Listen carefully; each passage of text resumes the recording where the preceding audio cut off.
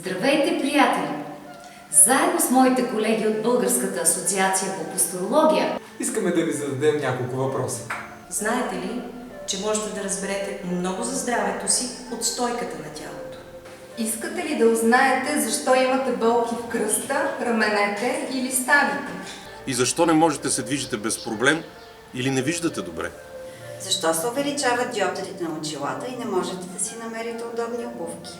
А защо диетите не ви помагат и се чувствате постоянно нервни, напрегнати или потиснати? Искате ли да знаете защо ортодонското лечение не дава винаги резултати? А желаете ли да откриете проблеми с здравето си или за здравето на вашите близки, за които не знаете? Науката за стойката, посторология, отговаря на тези въпроси от 50 години в света и от една година вече в България.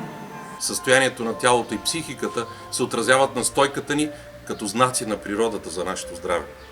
Както казва Гьоте, всички гледат, но не всички виждат, а виждат само тези, които знаят. Посторолозите знаят как да разчитат знаците на природата по стойката на тялото, поставят правилна диагноза и лекуват успешно с активното участие на пациента. Посторологията е ново разбиране в медицината, което обединява лекарите от всички специалности, психолози, кинезитерапевти и рехабилитатори. Заедно те изследват и лекуват човека като цялостна система с индивидуален подход. Изследване на стойката, което се прави с подробен посторологичен преглед, ще видите заедно с лекаря причината за състоянието си. Ще усетите промяната, която можете да постигнете и ще разберете как можете да се чувствате още по-добре.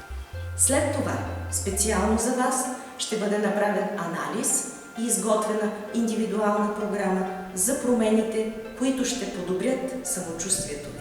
Искате ли да се чувствате пълноценни, да се наслаждавате на живота, да сте здрави?